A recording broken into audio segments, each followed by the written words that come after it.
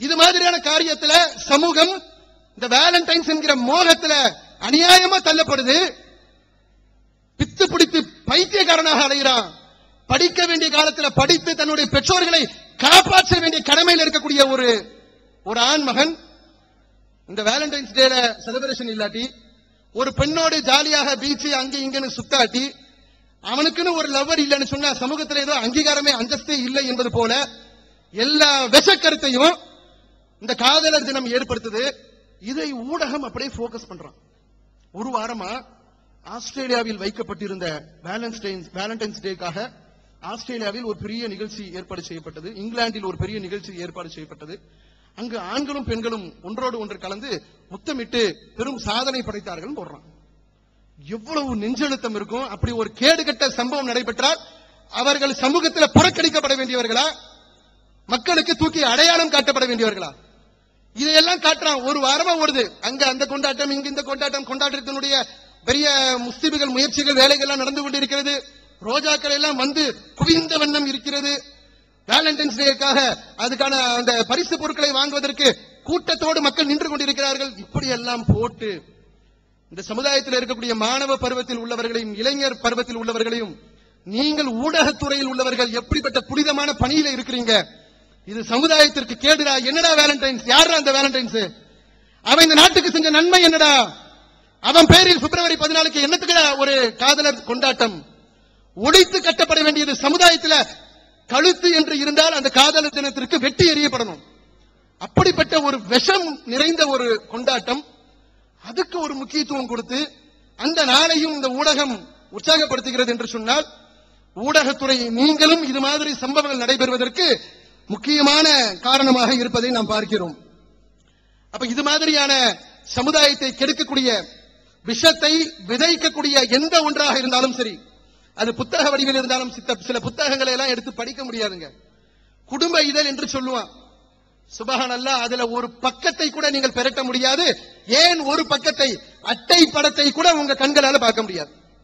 ஒழுக்கம் தான் பெரியது, நான் கட்டியவள் தான் எனக்குரியவள் என்று சிந்தனையில் உள்ளவன் எவன் அந்த புத்தகத்தை கடையில தொங்குறத கூட மேல உயர்ந்து பார்க்க முடியாது. என்ன இவர்கள் சிந்தனையில் இருக்கிறாங்க, எங்க கொண்டு போய் கொண்டிருக்கிறார்கள்?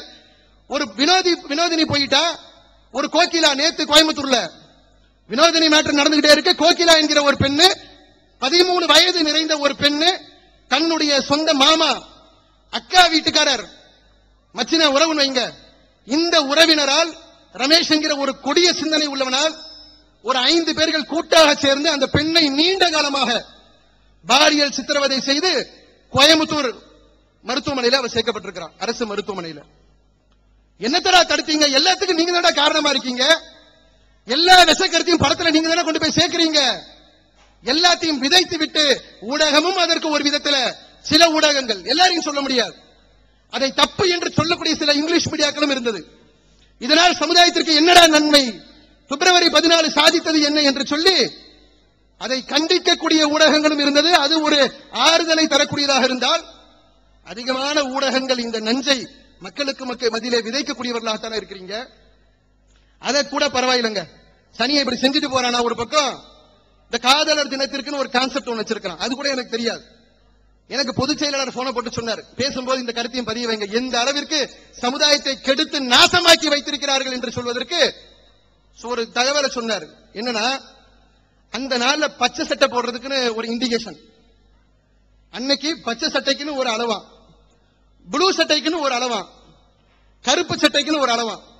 இப்ப இந்த 3 கலரையும் அந்த நாள்ல தவிர்த்துக்கக்கூடிய நிலைமைக்கு நம்மள தள்ளுறான்.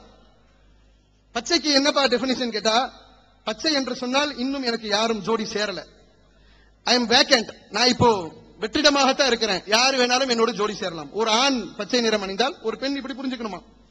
ஒரு பெண் ஏதாவது கம்பெனில வேலைக்கு வெளியில போடுவான், ஆட்கள் தேவைன்னு, அதை பார்த்துட்டு போய் அப்ளிகேஷன் போடுவான். இவர் பச்சை சட்டை எனக்கு போட்டுட்டாருன்னா, பச்சை சட்டை என்பது இதுக்கு ஒரு அடையாளம். ப்ளூக்கு என்னப்பா டெபினிஷன்? ப்ளூன்னு சொன்னா ஓகே ஆயிருச்சுன்னு அர்த்தம். யாரும் எனக்கு அப்ளிகேஷன் போட வேண்டாம், ஆல்ரெடி நான் புக்குடு, என்னை பதிவு செய்து விட்டார்கள், சோ நான் யாரையும் ஏறெடுத்து பார்க்க மாட்டேன், நான் ப்ளூ போட்டுட்டேன், என்ன ஃப்ரீயா விடுங்க அப்படின்னு ப்ளூ போட்டுட்டு போயிட்டே இருப்பாராம். கருப்புக்கு என்னடா வச்சிருக்கீங்க? கருப்பு என்று சொன்னால் ஒரு எதிர்ப்பை காட்டக்கூடிய ஒரு நிறம் என்று சொல்லலாம். இஸ்லாமிய சமுதாயத்துல பெண்களுக்குரிய ஆடை நிறம் என்று சொல்லலாம், வழக்கறிஞர்களுக்கு அவர்களுடைய யூனிஃபார்ம் என்று சொல்லலாம். கருப்பு என்பது இப்படி பல வகையில பயன்படுது. நீங்க என்னத்துக்கடா பயன்படுத்துறீங்கன்னு கேட்டா அது ஃபெயிலியர், தோத்து போச்சியா, நாங்கள் தோத்து போயிட்டோம், தோல்வியாளர்கள் என்பதை அடையாளம் காட்டுவதற்காக கருப்பு சட்டை போட்டிருக்கிறோம் என்று சொல்லி இப்படி ஒரு ஆடைய பிரிச்சு அந்த மூளை, சிந்திக்கிற மூளை இருக்குல்லங்க, அல்லாஹ் கொடுத்திருக்கக்கூடிய பொக்கிஷத்திலே பெரிய பொக்கிஷம். இதுக்கு கொடுத்திருக்கிற ஆற்றல் கிஃப்ட் என்ன தெரியுமா? அல்லாஹ் கொடுத்திருக்கிற அற்புதம் என்ன தெரியுமா? ஒரு மெமரி கார்டு 4GB என்று சொன்னால் 4GB தான் கெபாசிட்டி, 4க்கு மேல ஏறாது. எந்த ஒரு சிப்பாக இருந்தாலும், எந்த ஒரு ஹார்ட் டிஸ்காக இருந்தாலும் எதையும் சேகரித்து வைத்துக் கொள்வதற்கு அதற்கு என்று ஒரு சக்தி, அவ்வளவுதான் அதுக்குள்ள கெபாசிட்டி. இந்த மூளை அல்லாஹ் கொடுத்திருக்கிறான்ல, இந்த மூளைக்கு உள்ள ஆற்றல் என்ன தெரியுமா? நிறைய பேர் நம்ம பயன்படுத்தாம இருக்கிறோம்.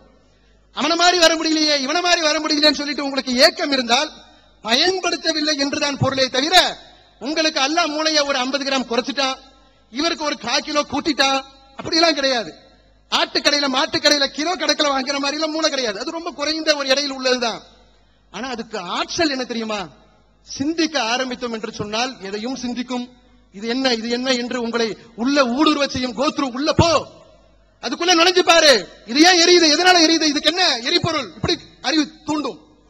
எதையாவது ஒன்றை மனதில் அப்படி ஆழமாக பதிய வைக்கும். அதை முறையாக பயன்படுத்தினோம் என்று சொன்னால், இஸ்லாம் சொல்லக்கூடிய அந்த கல்வியின் மூலமாக அந்த மூளைக்கு முறையாக வேலை கொடுத்தால் நல்ல ஒரு தெளிந்த சிந்தனையாளனாக வருவான். அவன் சிந்தனை சொல்லும் இது சரி, இது தப்பு என்று. இவனுக்கு இந்த பச்சையும் ப்ளூவும் கருப்பும் என்று இவனுக்கு போட்டி, இவனை அறிவை வளர்த்து விட்டோம்னு சொன்னா இவன் உருப்பிடுவானா? அன்னைக்குன்னு பார்த்து அவன் தகப்பனார் ஒரு பச்சை சட்டையை போட்டுட்டு வெளியே போக, மா அப்பாவை கவனிச்சுக்க, உன்னை வீட்டுல வச்சுட்டு பச்சை சட்டையோட வெளியில போகுது. ஏண்டாமோனே, ஏண்டா பச்சைக்கு என்னடா இருக்கு, பச்சைக்கு இதாம விளக்கம், இவன் ஒரு விளக்கம் கொடுக்கறான். அட மூதேவி, நானும் பச்சை சேலை தான் கட்டி இருக்கிறேன்னு அவ சொல்றா. இது எங்க கொண்டு போய் சமுதாயத்தை தள்ளும்? ஆடையில ஒரு நிறத்தை என்று இதெல்லாம் ஊடகங்களும் கொண்டு போறான். இந்த டிரெஸ்ஸுக்கு உள்ள டெபினிஷன் நாங்க என்ன போய் ஸ்கூல்லே படிச்சோம், எந்த காலேஜிலும் படிச்சுட்டா வந்தோம்? எங்க நீ தப்சீர் கொடுக்கிற? ஊடகம் சொல்றான் பச்சை நிற ஆடைகள் அமோக விற்பனை. ஏன்? நிறைய பேர் வேக்கண்டா இருக்கிறான், அதனால போயிட்டு பச்சை நிறமா போய் வாங்கிட்டு இருக்கான் என்று சொல்லி சமூகத்திலே மிகப்பெரிய ஒரு கேடையும் சிந்தனையும் மழுங்க செய்யக்கூடிய வேலைகளையும் இந்த ஊடகங்களும் சினிமாக்களும் மெகா சீரியல் என்கிற பெயரிலும் FM என்கிற பெயரிலும் இந்த சமுதாயத்தை நாசமாக்கி கொண்டிருக்கிறார்கள். நாசமாக்குது என்றுதான் சொல்கிறோமே தவிர, அரசு ஒரு சம்பவம் நடைபெற்று முடிந்துவிட்டால் தடுக்கிறதுக்கு என்ன செய்யலாம் என்று கூட்டம் போடுறானே தவிர, காரணங்களாக இருக்கக்கூடிய இதெல்லாம் ஒழித்து கட்ட வேண்டும். சென்சார் போர்டுக்கு என்று கூடுதல் அதிகாரம் கொடுக்கப்பட வேண்டும். பெண்களை போக பொருளாக காட்டினால், அவளை ஆபாசமாக சித்தரித்தால், அவனுக்கு ஹலாலான முறையில் ஒன்றை நீ அனுபவித்துக் கொண்டு போ. எதுக்குடா ஊர்ல இருக்கக்கூடியவனுக்கெல்லாம் இவனுடைய அழகை வைத்து வியாபாரமாக்கி பணம் பிழைப்பதற்கு தொழிலாடா இல்லை என்று சொல்லி, இது விபச்சாரத்தை விட மிக கேடுகட்ட தொழில் என்று இழுத்து மூட வேண்டிய அரசாங்கம் காரணங்களை எல்லாம் விட்டுவிட்டு அதை நிறுத்துவதற்கு உண்டான எந்த பிரிகாஷனையும் செய்யாம நடந்து முடிஞ்சோன்னு ரியாக்ஷன் கொடுப்பான். என்ன மாதிரி நடந்து முடிஞ்சுச்சுன்னா உடனே உயர்மட்ட கூட்டம் போட்டோம், ஆலோசனை செய்தோம், கமிஷன் போட்டோம். அது பாபர் மசூதி இடிக்கப்பட்டாலும் சரி, எவன் கொல்லப்பட்டாலும் சரி, எல்லாத்துக்கும் ஒரு கமிஷன் ஒன்னு இருக்குங்க. இந்த கமிஷனுக்கு என்ன வேலைன்னு கேட்டா, இவன் ஒரு 20 வருஷம் வேலை செய்வான். அவன் மவுத்து வரைக்கும் வேலை செஞ்சுட்டு இந்த ஒரு அறிக்கை கொண்டு வந்துட்டு வாங்கிட்டு போகும்போது கடகாத்திரமா வாங்கிட்டு போவார். முஸ்லீம்களுக்கு உண்டான ஏதாவது கமிஷன்னா வாங்கும்போது வேகமா வாங்கிட்டு போயிருவார். ஏன்? அப்போ ஒரு 35 வயசுல வாங்கியிருப்பாரு. கொண்டு வந்து கொடுக்கும்போது 70 வயசு ஆயிருமா? அறிக்கை கொண்டு வந்து தாக்கல் செய்யும் போது வாங்குறவருக்கு மறந்து போயிடும். இந்த கமிஷனை எதுக்குப்பா போட்டோம்? அதுக்கு போட்டோமா? அதுக்கெல்லாம் இப்ப நேரம் இல்ல, இன்னொரு தடவை போயிட்டு ஆராய்ச்சி பண்ணிட்டு வா என்று சொல்லி இந்த சமுதாயத்திற்கு வஞ்சம் தீர்க்கும் விதமாக எந்த ஒரு சம்பவம் நடந்தாலும் ரியாக்ஷன் காட்டக்கூடிய வேலையைத்தான் ஒரு அரசாங்கம் செய்கிறதே தவிர, ரியாக்ஷன் என்பது எல்லாருக்கும் வருங்க.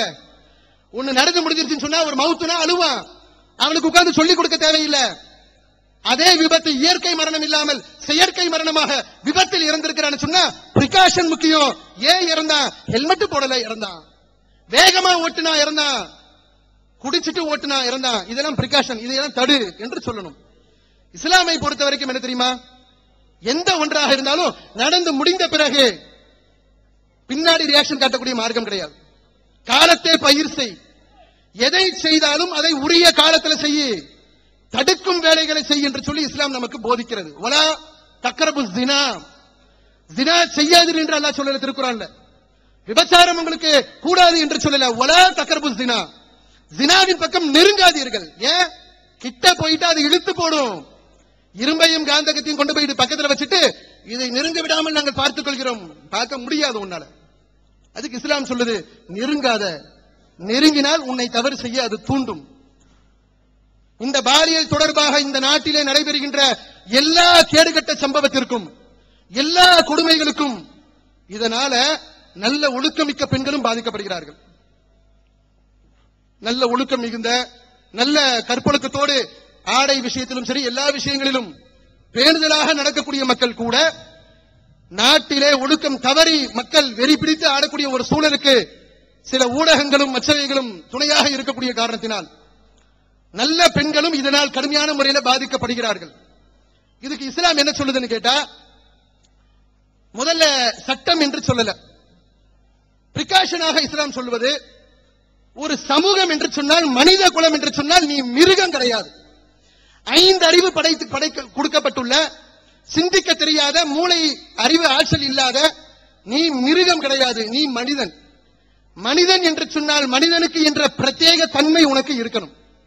வெக்கம், நாணம், இது எல்லாம் உனக்கு இருக்கணும். ஒரு ஆணாக இருந்தாலும் சரி, ஒரு பெண்ணாக இருந்தாலும் சரி, இது எல்லாம் மனிதனுக்கு அவசியம். அப்படி அவசியத்தில் இருக்கக்கூடிய மனித குலம், இஸ்லாம் எதை பேசினாலும் வெறும் முஸ்லிம்களுக்கு மட்டும் அறிவுரை சொல்வதற்காக இறங்கப்பட்ட மார்க்கம் கிடையாது.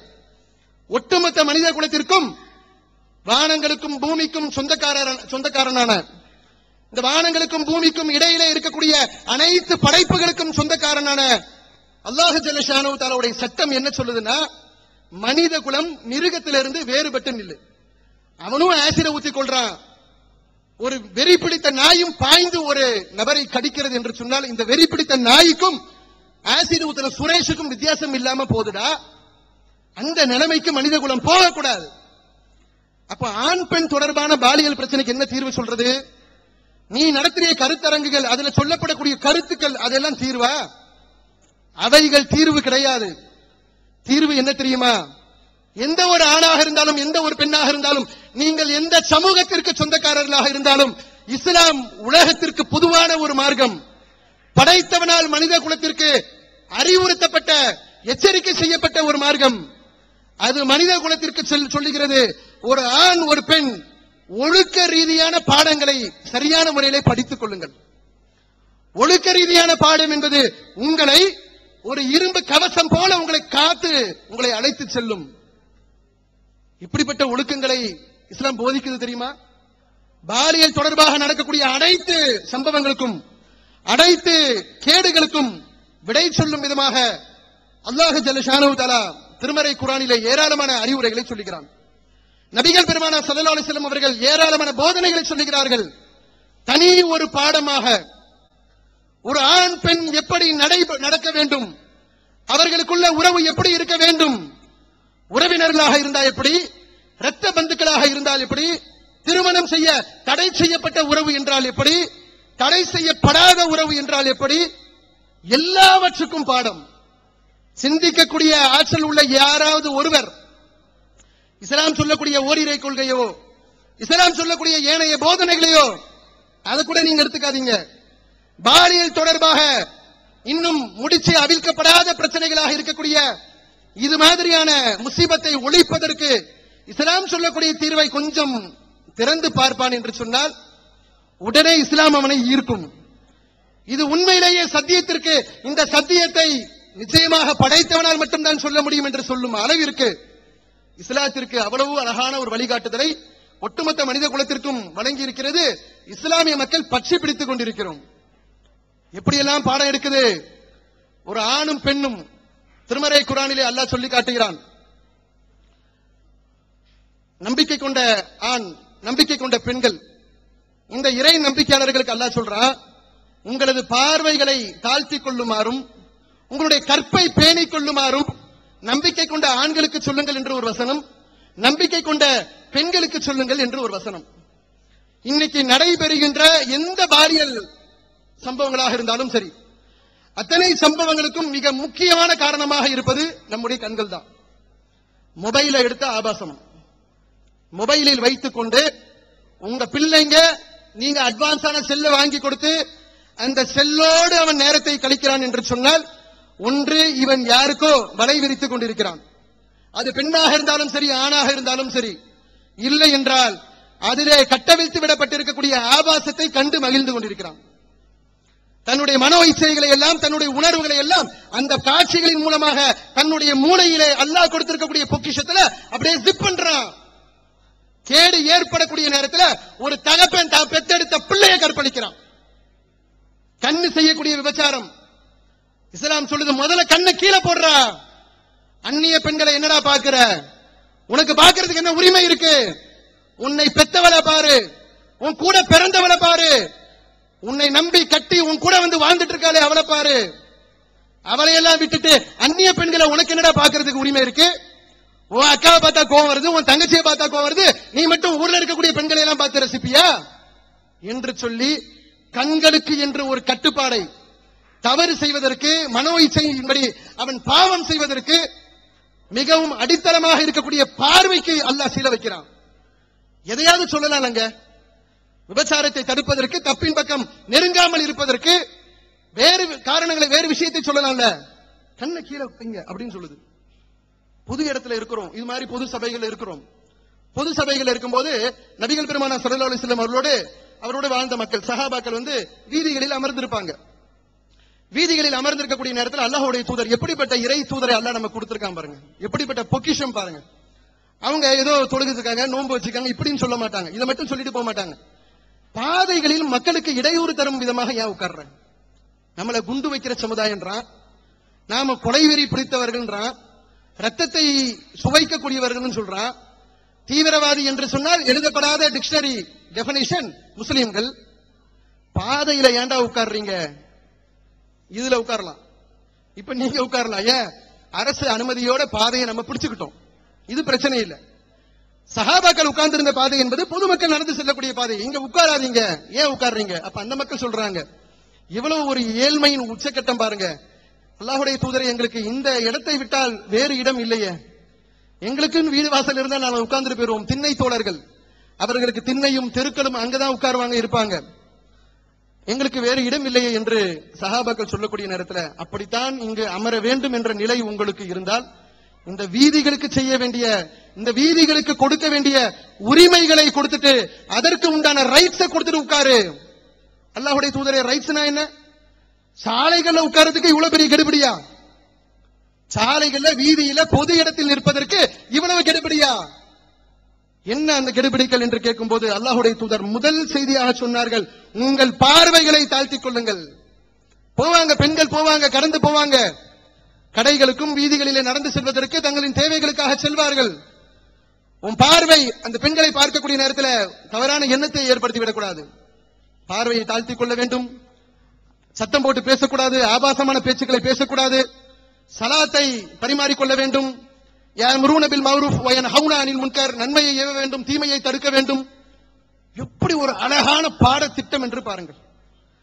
ஒரு வீதியிலே நிற்பதற்கு இப்படிப்பட்ட ஒரு பாடத்தை உலகத்துல எவனாவது எடுத்துக்காட்டு பார்க்கலாம்.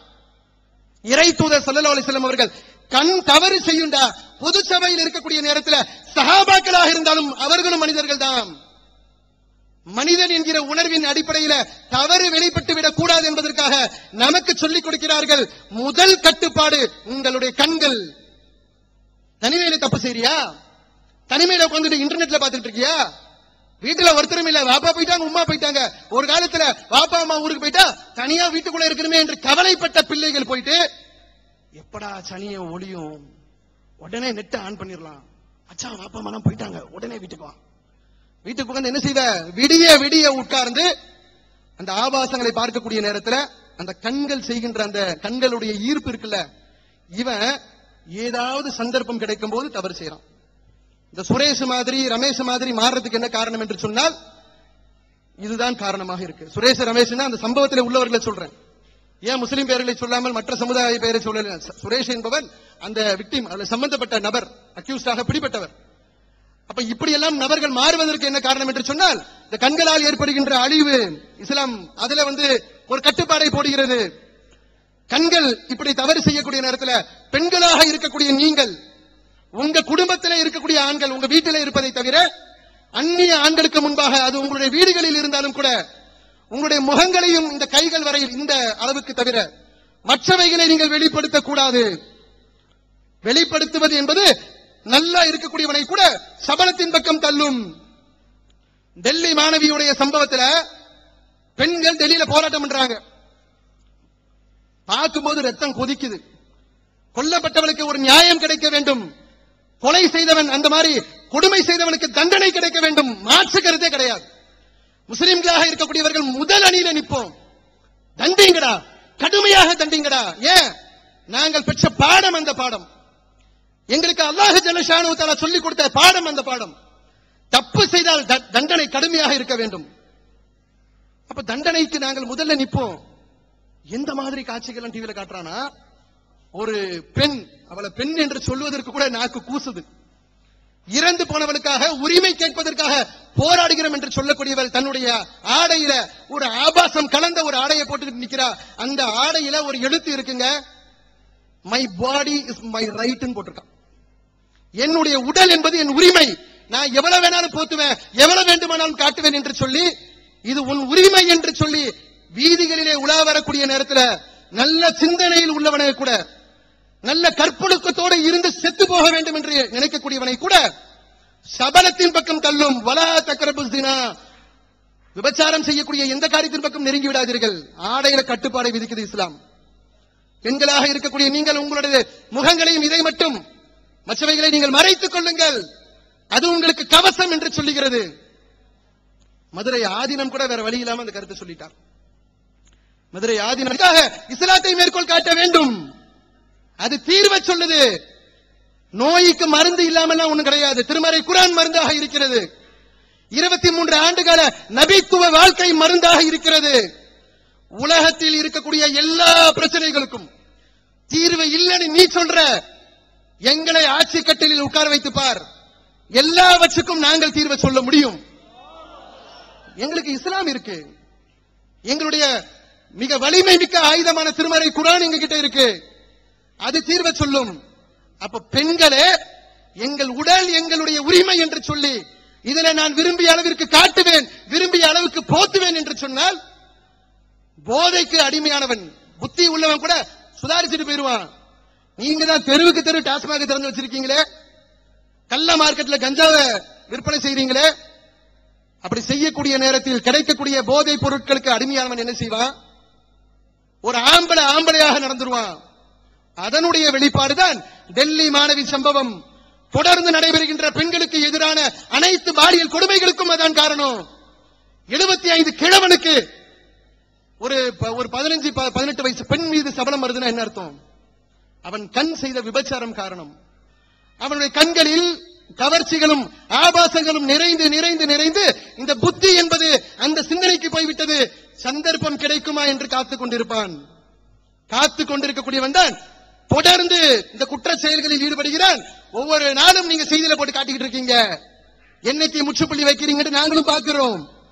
அப்ப பெண்களுக்கு உரிய ஆடை என்று சொல்லி ஒழுக்கத்திற்கு உரிய பாடத்தை இஸ்லாம் சொல்லுது. பேசும்போது சொல்லுது, பேசும்போது ரொம்ப கவனமா பேசுங்க. என்னத்தையாவது வாய்க்கு வந்ததை ஏடா கூடமா பேசிட்டு போயிடாதீங்க. இந்த நாவு என்பது உங்களை சொர்க்கத்திற்கும் அழைத்து செல்லும், நரகத்திற்கும் அழைத்து செல்லும். அவ்வளவு வலிமை மிக்க ஒரு உறுப்பு என்று அல்லாஹ்வுடைய தூதர் அவர்கள் சொன்னார்கள். பெண்கள் குலைந்து பேசுறது, ஆண்களிடம் பேசும் பொழுது பெண்கள் குலைந்து பேசக்கூடிய பெண்கள் சமூகத்தில் அதிகமாக இருக்கிறாங்க. இந்த சமுதாயம் அந்த சமுதாயம் என்றெல்லாம் சொல்ல தேவையில்லை. கொஞ்சம் வலிந்து பேசணும், குலைந்து பேசணும். அவன் கொஞ்சம் வேடிக்கையா பேசிட்டான்னு சொன்னா இவங்க அதை விட வேடிக்கையா பேசுறது. வீட்டுக்கு வந்து ஒரு ஈபியா இருக்கட்டும், ஒரு பால்காரனாக இருக்கட்டும், ஒரு கேஸ் சப்ளை பண்ணக்கூடியவனாக இருக்கட்டும், ஒரு கேபிள் ஆபரேட்டரா இருக்கட்டும், வந்தானா என்ன காசா, அவர் இருப்பாரு, அடுத்து வா, முடிஞ்சு போச்சு. அந்த படம் எல்லாம் சரியா வரமாட்டேங்குதுங்க. நேத்து ஒரு படம் போட்டாங்க, பாதியில நின்று போச்சு, திருப்பி போடுவீங்களா? அவன்கிட்ட போய் பேசினா அவன் என்ன நினைப்பான்? ஓஹோ, கொஞ்சம் அக்கா கிட்ட பேச்சு கொடுத்தா அக்கா வந்து ஏதோ வழிக்கு வருவாங்க போல இருக்கு. அந்த புத்தியில தானே அவன் தெரிஞ்சுட்டு இருக்கான். எல்லாருக்குள்ளேயும் அந்த சிந்தனை இருக்க. அந்த சிந்தனையில உள்ளவன் நினைக்கிறான், இவள் குலைந்து பேசுகிறாள். திருமறை குர்ஆன் சொல்லுகிறது, பேசும்போது குலைந்து பேசாதீர்கள். குலைந்து பேசினால் எவனுடைய உள்ளத்திலே நோய் இருக்கிறதோ, எப்படி அல்லாஹ் பெருக்கி போடுறான் பாருங்க வார்த்தையா. நோய் இல்லாதவனும் ஒரு கேட்டகரி இருக்கு. அல்லாஹ்வுக்கு பயப்படுவான், மாடி விழுந்துடக்கூடாது, எந்த சந்தர்ப்பத்திலும் எந்த ஒரு சூழலிலும் விபச்சாரம் என்கிற பாவத்தில் விழுந்து இந்த உலகிலும் உயிரை பறிகொடுத்து விடக்கூடாது, மறுமையிலும் நரகத்தினுடைய எரிபொருளாக மாறிவிடக் கூடாது. இது நோயற்ற உள்ளம். தனிமையாக இருந்தாலும் சந்தர்ப்பம் கிடைத்தாலும் நான் செய்ய மாட்டேன் என்று தெளிவாக சிந்தனை உள்ள உள்ளம். சில உள்ளம் என்னன்னு கேட்டா நோயோடே தெரியும், எங்க எப்ப எதுல சந்தர்ப்பம் கிடைக்கும் என்று சொல்லி. அப்ப குழைந்து பேசக்கூடிய பெண்கள், குழைந்து பேசினால் நோயுள்ளவன் அதை தனக்கு சாதகமாக பயன்படுத்திக் கொள்வான். பேசும்போது கவனத்தை மேற்கொள்ளுங்கள் என்று சொல்லி பேச்சினுடைய ஒழுங்குமுறை இஸ்லாம் சொல்லித் தருகிறது. இன்னைக்கு பார்த்தா தான் பெற்றெடுத்த பிள்ளையை ஒரு கோயட்ல கொண்டு போய் சேர்க்கிறதும், கோ எஜுகேஷன் கலப்பு ஆண் பெண் படிக்கக்கூடிய பள்ளிக்கூடத்துல கல்லூரியில கொண்டு போய் சேர்க்கிறது. இவர் கொண்டு போயிட்டு விட முடியாத நாள்ல பக்கத்து வீட்டு பையன் போற இடத்துல நம்ம பிள்ளைய இறக்கி விட்டுட்டு போவோம். அவன் சும்மா இறக்கி லிப்ட் மட்டும் விட்டுட்டு போவானா? ஒரு பெண் பிள்ளையை, ஒரு பருவம் வயது நிறைந்த ஒரு பெண்ணை, கல்லூரி படிக்கக்கூடிய ஒரு பெண்ணை அந்நிய ஆண்களோட போங்க, நீங்க ஆபீஸ்க்கு போற நேரத்துல ஸ்கூல்ல விட்டு போயிருங்க, டைம் ஆயிருச்சு, அவருடைய வேன் போயிருச்சு, பஸ் மிஸ் பண்ணிட்டா என்று சொல்லி அந்நிய ஆண்களோடு சகஜமாக வாகனத்தில் செல்லுவதோ நின்று பேசுவதோ எந்த தப்பும் தெரியல. அது ஒரு பெரிய பாதிப்பாகவே சமுதாயத்தில் தெரியலங்க. குரூப் ஸ்டடிஸ் எல்லாரும் உட்கார்ந்து கலந்து படிக்க போறாங்களா? ஏன் பெண்கள் எல்லாம் பெண்களோட உட்கார்ந்து படிங்க, ஆண்கள் என்று சொன்னால் ஆண்களோட உட்கார்ந்து படி. எனக்கு படிப்பு வராது, புக்கு என்னையா ட்ரை, படிப்பே ட்ரையா இருக்கு, இந்த ட்ரைல இந்த மூஞ்சிகளை எல்லாம் பார்த்துட்டா படிப்பு மண்டையில ஏறுமா? இப்படி நினைக்கிறான். இவங்க பெத்தவங்க, அவன் எப்படிப்பட்ட பையன் தெரியுமா, அவனை சின்ன பிள்ளைல இருந்து எனக்கு தெரியும், என்னத்த உனக்கு தெரியும், அவன் ஆம்பளன்றது உனக்கு தெரியும் தானே, நீ பெத்தது பொம்பளன்றது உனக்கு தெரியும் தானே. அதெல்லாம் அப்படி செய்யக்கூடிய பையன் இல்ல. அப்புறம் காலேஜுக்கு போனா ஸ்கூலுக்கு போனா வரலையே தேடுவாங்க, கொஞ்சம் லேசா தேடுவாங்க. ஒரு மணி நேரம் தாண்டின பிறகு கொஞ்சம் சிவியரா தேடுவாங்க. 2 மணி நேரம் ஆன பிறகு தகப்பனாருக்கு போன் பண்ணுவாங்க, எங்க புள்ள போச்சு ஆளை காணும், புள்ள போச்சு ஆளை காணும். கடைசியில அவன் நல்ல பையங்க, அவன் கூட என்ன பழக விட்டுருக்கேன்னு சொன்னா, என் புள்ளைய நான் அப்படி வளர்க்கவே இல்லை தெரியுமா, அவனும் பத்திரமாத்து தங்கம் தெரியுமா அப்படின்னு சர்டிபிகேட் கொடுத்தாங்கல்ல, அவன் தான் சந்தர்ப்பத்தை பயன்படுத்தி ஓட்டி விட்டான். அப்ப இஸ்லாம் என்ன சொல்லுதுன்னு கேட்டா, ஒரு ஆணும் பெண்ணும் இப்படி நெருங்கி பழக கூடாது, தனித்து இருக்கக்கூடாது. தனித்து இருந்தால் நபிகள் பெருமானார் ஸல்லல்லாஹு அலைஹி வஸல்லம் அவர்கள் சொல்லுகிறார்கள், மூன்றாவதாக ஷைத்தான் இருப்பான். நல்ல காரியங்களில் ஈடுபடுறீங்க, 2 பேரு, 2 ஆண்களோ 2 பெண்களோ நல்ல பணியில ஈடுபடுகிறீர்கள், ஒரு சமுதாய பணியில ஈடுபடுறீங்க, ஒரு உயிர் காக்கும் பணியில ஈடுபடுறீங்க. இந்த இடத்துல இறை தூதர் ஸல்லல்லாஹு அலைஹி வஸல்லம் அவர்கள் சொல்லுகிறார்கள், உங்கள் 2 பேரோடு, 2 பேர் மட்டும் நினைக்காத, மூன்றாவதாக அல்லாஹ் உங்களோட இருக்கிறான், படைத்தவன் உங்களோட இருக்கிறான், எதுக்கும் நீ கவலைப்படாத, 2 பேர் நினைச்சு சோர்ந்து போகாத, உறுதியோடு நில்லு என்று உறுதிப்படுத்துகிறார்கள். மூன்றாவதாக அல்லாஹ் இந்த இடத்துல இருக்கிறான்னு சொல்லிட்டு, ஆணும் பெண்ணும் தனித்திருந்தால் மூன்றாவதாக ஷைத்தான் வருவான், ஷைத்தான் வழி கெடுப்பான். இங்க நோய் உள்ள உள்ளம், நோய் இல்லாத உள்ளம் கிடையாது. 2 பேருக்கு சந்தர்ப்பம் கிடைத்தால் தவறு செய்ய முற்படுவார்கள், அது அவர்களை தள்ளும் என்று சொல்லி தனித்திருப்பதும் ஆண் பெண் கலந்து உறவாடுவதும் இதையெல்லாம் இஸ்லாம் கட்டுப்பாடு விதிக்குது. இந்த ஒழுங்குமுறை எல்லாம் பிரிகாஷன், தற்காப்புகள். பாலியல் தொடர்பான வன்கொடுமைக்கு இஸ்லாம் சொல்லக்கூடிய இந்த ஒழுக்கமுறையை இனி நான் எந்த சமயத்தை சேர்ந்தவனாக இருந்தாலும் சரி, எந்த மதத்தை சேர்ந்தவனாக இருந்தாலும் சரி, மதமே இல்லை கடவுளே இல்லை என்று சொல்லக்கூடியவனாக இருந்தாலும் சரி, மனித குலத்திற்கு நன்மை ஏற்படுத்தக்கூடிய இந்த செய்திகளை, இந்த சட்டத்திட்டங்களை இனி வரக்கூடிய நாட்களில் நான் கடைபிடிப்பேன் என்று சொல்லி ஒவ்வொரு ஆணும் பெண்ணும் அல்லாஹ்வுடைய சட்டத்தை ஹயாத்தாக்கி பாருங்கள். இன்ஷா அல்லாஹ் இந்த ஒழுக்கக்கேடுக்கு ஒரு பெரிய முற்றுப்புள்ளி வைத்துவிட முடியும். அவனை தெளிவு சிந்தனை மாற்றம் அடைந்து விடுவான். இதுதான் வேலை செய்யுது. குறுக்கு புத்திக்கு, திருட்டு புத்திக்கு, தப்பு செய்வதற்கு தூண்டுவதற்கு இது காரணமா இருக்கு. ஒரு பக்கம் தீனி போட்டுக்கிட்டே இருந்துகிட்டு இன்னொரு பக்கம் நாங்க அறுவடை செய்யறோம்னா எப்படியா முடியும்? வாசலாட தவறு நடப்பதற்குண்டான அனைத்து வாசல்களையும் இழுத்து மூடு. இது ஒழுக்க ரீதியாக இஸ்லாம் சொல்லக்கூடிய போதனை. அடுத்து இஸ்லாம் சொல்லுது உளவியல் ரீதியாக, மன ரீதியாக இஸ்லாம் சொல்லுவது, எந்த ஒரு மனிதனாக இருந்தாலும், அது செல்வமாக பொருளாதாரமாக இருந்தாலும் சரி, நாம் விரும்பிய பெண்ணாக இருந்தாலும் சரி, யாராக இருந்தாலும் சரிங்க, எதுக்கும் ஒன்னும் ஆசைப்படாமல இருக்க மாட்டோம்.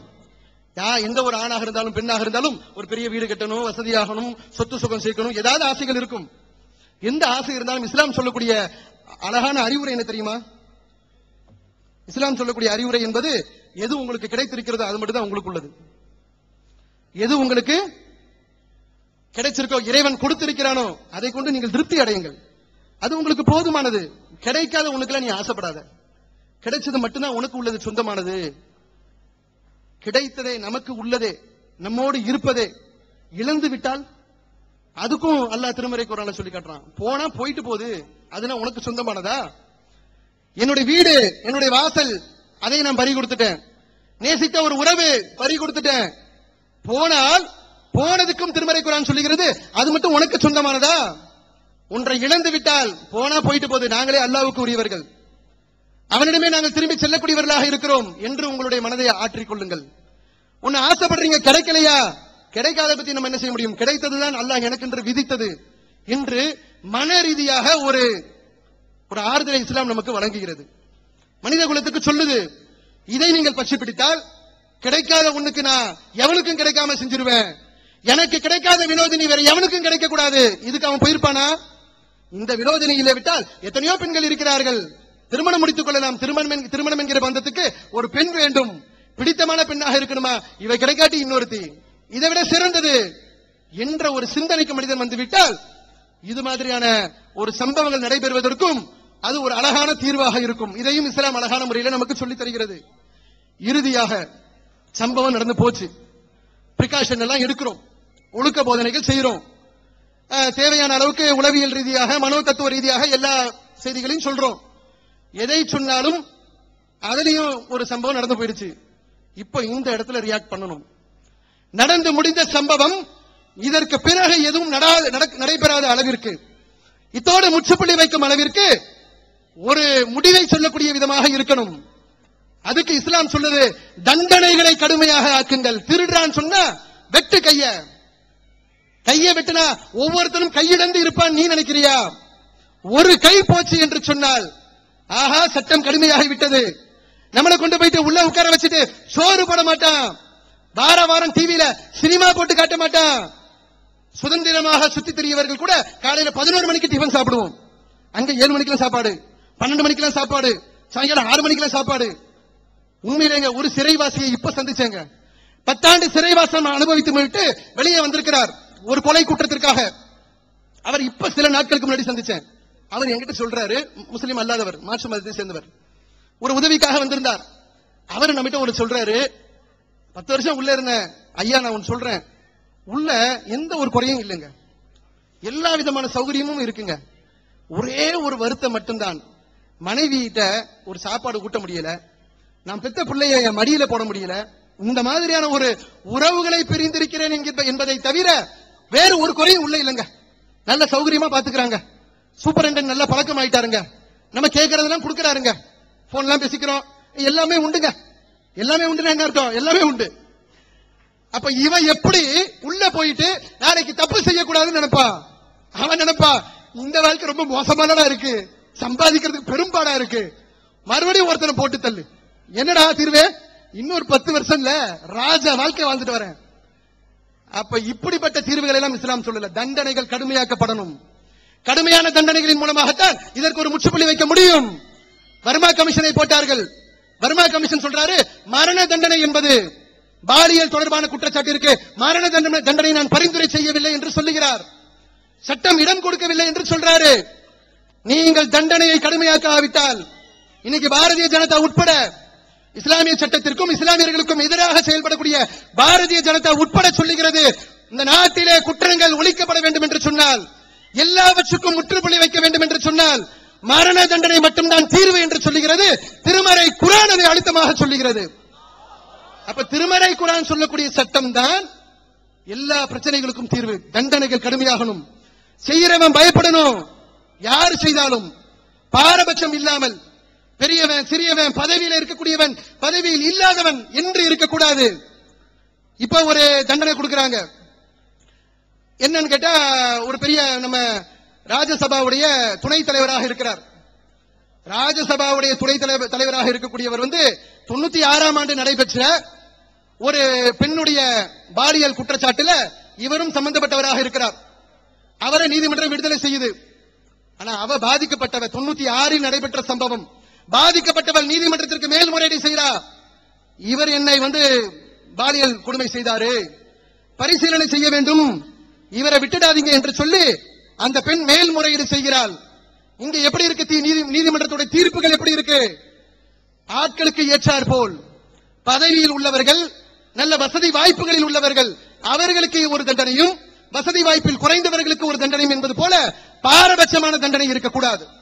தண்டனை என்று சொன்னால் எல்லோரும் தண்டிக்கப்பட வேண்டும். தப்பு செய்தால் எல்லோரும் தண்டிக்கப்பட வேண்டும். இதுல பெரியவன் சிறியவன் என்று பாரபட்சம் இருக்கக்கூடாது. வசதியானவர்கள் செல்வந்தர்கள் என்கிற பாரபட்சம் இருக்கக்கூடாது. வர்மா கமிஷன் அதை சொல்றாரு. நான் செய்த பரிந்துரையில ஏறத்தாழ 650 பக்கத்தை நான் கொடுத்திருக்கிறேன். அந்த பரிந்துரையில காவல்துறை அதிகாரிகளாக இருந்தாலும் சரி, அரசு துறையில் உள்ளவர்களாக இருந்தாலும் சரி, தண்டனையில் இருந்து தப்பிக்க கூடாது என்று சொல்லி நான் பரிந்துரை செய்திருக்கிறேன் என்று அதை சொல்றாரு. ஆனால் கொல்லப்படக்கூடாது என்று சொல்லி தீர்வு ஏற்படாத ஒன்றை பரிந்துரையாக முன்வைக்கிறார். இஸ்லாம் சொல்லுகிறது, தண்டனை கொடுக்கக்கூடிய விஷயத்துல யார் தவறு செய்தாலும் அதில் பாரபட்சம் காட்டாதீர்கள். நபிகள் பெருமானார் ஸல்லல்லாஹு அலைஹி வஸல்லம் அவர்கள் சொன்னார்கள், திருடு என்று சொன்னால், திருடினால் அதற்கு கையை வெட்டுங்க. பறி கொடுத்தவன் எப்படி தவிப்பான்? அவனுடைய இடத்துல இருந்து பாருங்க. என் மகள் ஃபாத்திமா திருடி இருந்தாலும் கையத்தான் வெட்டுவேன் என்று பாரபட்சம் இல்லாத ஒரு தீர்ப்பை சொன்னார்கள். இந்த வினோதினி என்ற பெண் இறந்து போவதற்கு சில நாட்களுக்கு முன்பு அவர் சொல்றா, இத்தோடு சொல்லி நான் என்னுடைய உரைவுக்கு நிறைவு செய்கிறேன். அந்த பெண் சொல்றா, வெந்து சின்ன பின்னமாகி அவள் துடித்துக் கொண்டிருக்கக்கூடிய நேரத்தில் தன் தகப்பங்கிட்ட சொல்றா, என்ன செஞ்சா பாருங்க, அவனை விட்டுடுங்க அப்படின்னு சொல்லல. அவனை சட்டத்தின்படி தண்டிக்க சொல்லுங்க அப்படின்னு சொல்லல. என்ன தெரியுமா சொன்னா, நான் பட்ட இந்த வேதனையை அவனும் பட வேண்டும். இஸ்லாம் சொல்லக்கூடிய தீர்வு என்ன? திருமறை குர்ஆன்ல சூரத்துல் மாயிதாவுடைய 45வது வசனத்துல அல்லாஹ் சொல்றான், உயிருக்கு உயிர், கண்ணுக்கு கண், மூக்குக்கு மூக்கு, காதுக்கு காது, பல்லுக்கு பல், காயத்திற்கு அதே போன்ற காயம். இந்த மாதிரி சட்டத்துல தௌராத்துல நம்ம இறக்கி இருக்கிறோம். இதற்கு முன்பு கொடுக்கப்பட்ட வேதத்திலே நாம் இறக்கி இருக்கிறோம். இந்த வேதத்தின்படி நீங்கள் தீர்ப்பளியுங்கள், இந்த சட்டத்தின்படி இதில் தீர்ப்பளியுங்கள். இதுல மனித குலத்திற்கு ஏராளமான நன்மைகள் இருக்கு. இந்த சட்டத்தின்படி தீர்ப்பளிக்காதவர் நீதியான தீர்ப்பளித்தவர் இல்லை என்று திருமறை குர்ஆன் பேசுகிறது. ஒரு காயம் ஏற்பட்டால் அது மாதிரி காயத்தை அவனுக்கு ஏற்படுத்து. ஆசிட ஊத்துனா சுரேஷுக்கு வினோதினி சொன்ன தீர்ப்பு என்ன தெரியுமா? நான் எப்படி இந்த வேதனையால் துடித்துக் கொண்டிருக்கிறேனோ, நான் எப்படி இந்த வேதனையை அனுபவித்துக் கொண்டிருக்கிறேனோ, என் பார்வை இழந்து என்னுடைய பெற்றோர்கள் பரிதவித்துக் கொண்டிருக்கிறார்களோ, இதே போன்ற அந்த சுரேஷும் அதே மாதிரி நைட்ரிக் ஆசிட் அடிச்சு, அதே மாதிரி அமிலம் அவன் மேலும் ஊத்தப்பட்டு அவனும் துடித்து என்னை போல் சாக வேண்டும் என்று சொன்னால அவன் இடத்துல இருந்து தீர்ப்பு சொல்லணும் இஸ்லாம் சொல்லுது. நீ ஏசி ரூம்ல உட்கார்ந்துகிட்டு என்ன செய்யலாம் என்று மேல பார்த்துட்டு யோசனை பண்ணி தீர்ப்பு கொடுக்காத. தீர்ப்பு கொடுக்கக்கூடிய நேரத்தில் பாதிக்கப்பட்டவன் என்ன சொல்லுகிறான்? அவன் வேண்டுமானால் மன்னிக்கலாம், அவன் விரும்பினால் மன்னிக்கலாம். மன்னிக்க முடியாது என்று சொல்லிவிட்டால் அவன் பட்ட அந்த வேதனை இவனும் பட வேண்டும். பதிலுக்கு பதில் என்று அல்லாஹ் சொல்றான். அல்லாஹ்வுடைய வசனத்தை அப்படியே உயிர்ப்பிக்கும் விதமாக வினோதினி வாயிலிருந்து அல்லாஹ் கொண்டு வருகிறான். நான் பட்ட இந்த காயம் அவனுக்கும் ஏற்பட வேண்டும். அவ திருமறை குர்ஆனை படிச்சுட்டு சொல்லல, வேதனையில் உள்ளவன் எப்படி எதிர்பார்ப்பான் என்பதை படைத்தவனால் மட்டும்தானே அறிந்து கொள்ள முடியும். படைத்தவன் இப்படிப்பட்ட ஒரு வசனத்தை இறக்கி இருக்கிறான். அப்ப இது மாதிரியான சம்பவங்கள் இந்த நாட்டிலே நடைபெறுகின்ற எந்த ஒரு குற்ற செயல்களாக இருந்தாலும் சரி, அத்தனை குற்ற செயல்களுக்கும் நீங்கள் தீர்வு தேட வேண்டும் என்று சொன்னால், அதற்கு ஒரு முற்றுப்புள்ளி வைக்க வேண்டும் என்று சொன்னால், வருங்காலத்தில் இது மாதிரியான சம்பவங்கள் நடைபெறாமல் தடுக்க வேண்டும் என்றால் அதற்கு இஸ்லாம் சொல்லக்கூடிய இந்த தீர்வு, தண்டனைகள் கடுமையாக்கப்பட வேண்டும், பாதிக்கப்பட்டவனின் இடத்திலிருந்து தண்டனைகளை யோசிக்க வேண்டும் என்ற இந்த தீர்வு மட்டும்தான் நடைபெறுகின்ற அனைத்து சம்பவங்களுக்கும் சரியான தீர்வாக இருக்கும் என்று கூறி வாய்ப்பளித்தமைக்கு நன்றி கூறி நிறைவு செய்கிறேன். வாஹிருதவானா அல்ஹம்துலில்லாஹி ரப்பில் ஆலமீன். அஸ்ஸலாமு அலைக்கும் வரஹ்மத்துல்லாஹி வபரகாத்துஹு. அல்லாஹ்